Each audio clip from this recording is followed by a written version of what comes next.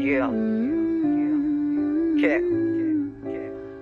This is action. Haha.